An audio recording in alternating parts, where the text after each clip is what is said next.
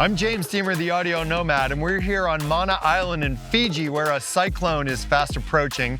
I'm with my friend Sebastian Dunn, who's an incredible audio mixer who does very specialized work with animals in Africa. We're going to learn a little bit about what he does and how he does it. Let's get into it.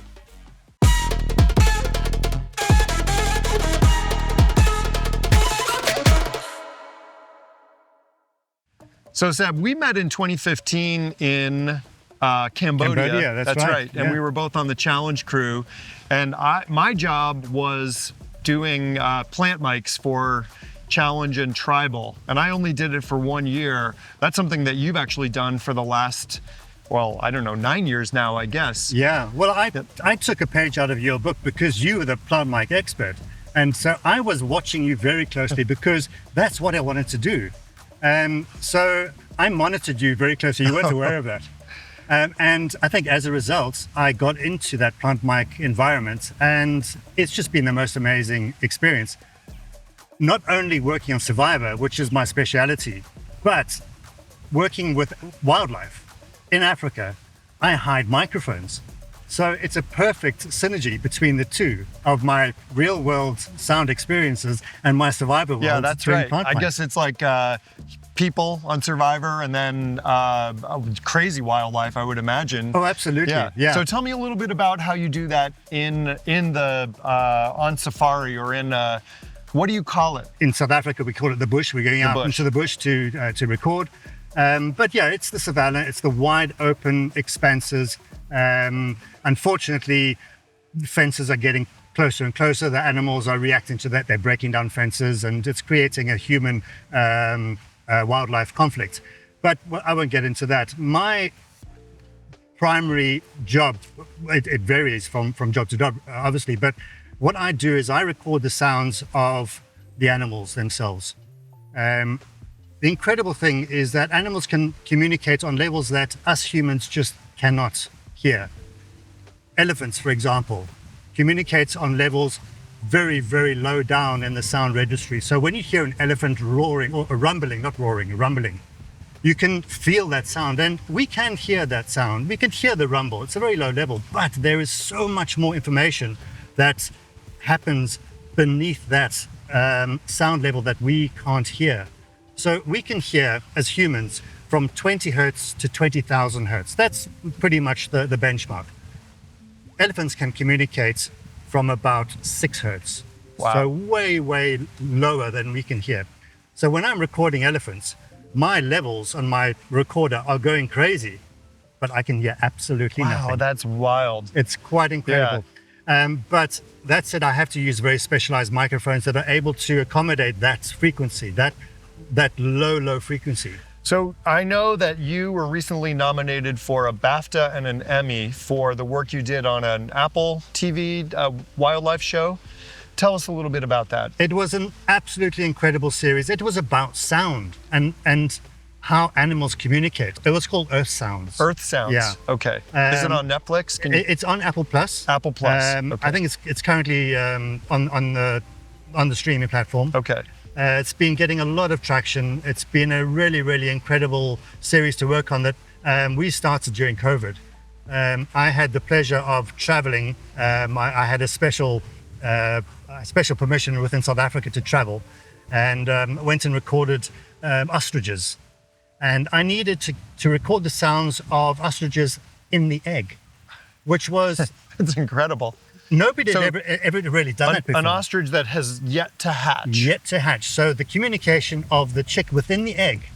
And what happens is once the eggs are laid and it becomes time for them to hatch, all the chicks within the nest communicate with each other before they even start breaking the egg to say, I'm coming out. Let's all synchronize. Wow. And then the parents will also hear that sound, and it's a very, very tiny sound. And I use a microphone called a contact microphone that I actually put onto the egg itself. Wow. Okay. And I was blown away by what I heard. I'd never done it before. What does this sound like? I heard the heart beating. I heard the breathing. I heard the moving, the squishing within the egg. It was the most beautiful sound I've ever heard. And then in all eggs, there's a little bit of an air sac Okay. that when the chick is ready to hatch, it'll breach that air sac, still within the egg, and take its first breath. Wow. After that, its lungs fill up with air, and then it's able to communicate, and that's where it starts talking to the other chicks in the nest. Incredible. And then you start seeing the little I think it's the milk tooth that breaks the egg. Okay. And then you'll start seeing the activity, and then the parents are running around, and the feathers are flapping around. And amazing. And were you in a zoo, or were you actually out in no, I was the bush? I was in an enclosure. It had to be a relatively contained environment. It couldn't be out in the wild because the ostriches would just destroy equipment. Yeah. And so it was in a vast enclosure. So they have free reign, but it's not a wide open savanna like Kenya. Have you ever had a situation recording wildlife where you felt like you were in danger, or you've had a close call with an animal? Oh, absolutely. Now, rhinoceroses are formidable creatures.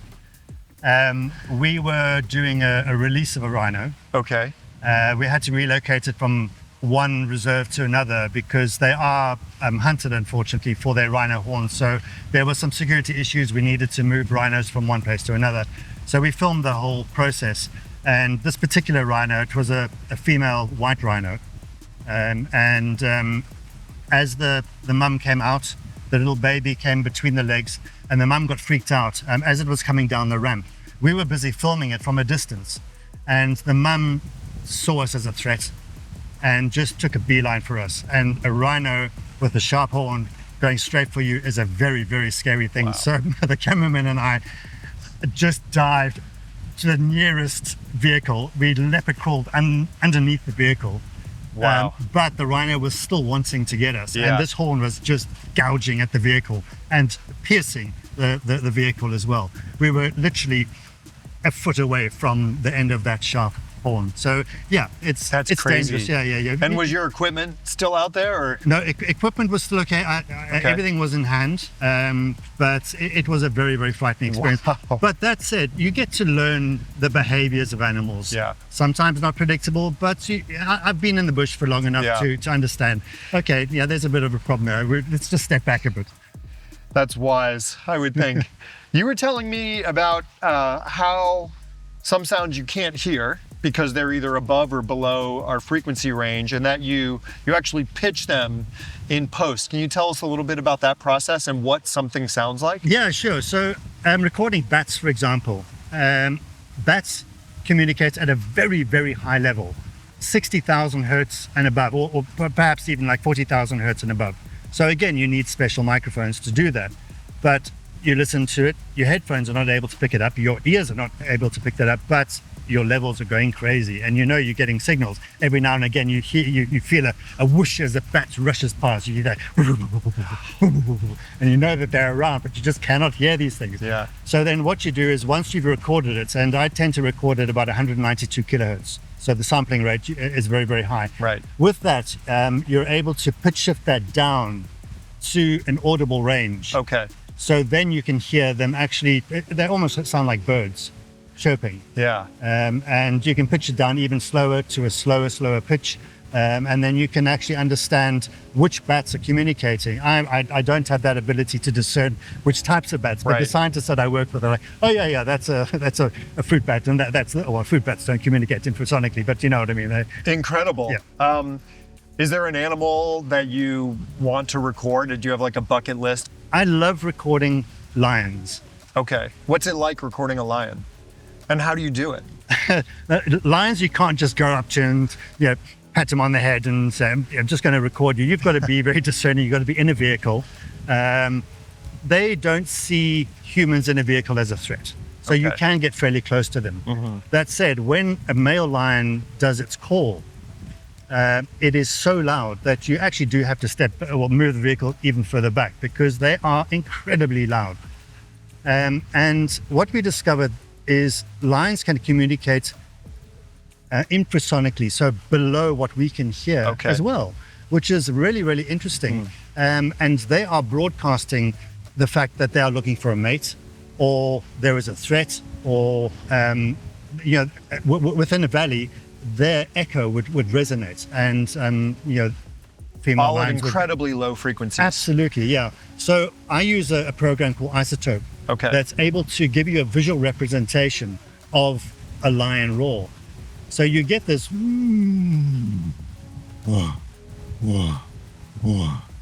and when you see it visually, you can actually see the lines going down into the sonic realm that we can't hear. And it's quite incredible to witness, because you can also feel that sound as well. That's so cool. You can hear it and it's fine, it's great, but you can feel it as well. And that power, that surge of energy coming from that male lion is unbelievable. That's incredible. What an amazing, I mean, I know a lot of sound guys, but I don't know anyone who does what you do. There must just be a handful of people in the world who specialize in recording. It's quite animals. niche, and you do have to use very, very specialized equipment. And it's not available to everybody. I'm fortunate where I can collaborate with scientists who use scientific equipment that record seismic events, earthquakes. Those kinds of microphones can pick up very, very low level sound. So I took one of their microphones and recorded elephants and got the most incredible sounds too. That's so cool. I know one of the pieces of equipment that you use is the KiwiEars Quintet. I do. Which has incredibly high frequency response. How does that work for you? They are so comfortable. Not only because working in Africa, it's a very, very hot environment. I don't have to wear huge, clunky over-ear covers. It's very discreet. The noise cancellation, or the noise isolation rather, is amazing. So I can absolutely focus on the sound that I'm getting. And with the recording of the bats, although I can't hear it, I can gauge that I'm getting the right thing, and I can point my mics in the right directions. It's probably the best set of IEMs I have ever used. They're absolutely fantastic. And I don't actually use any other headphones.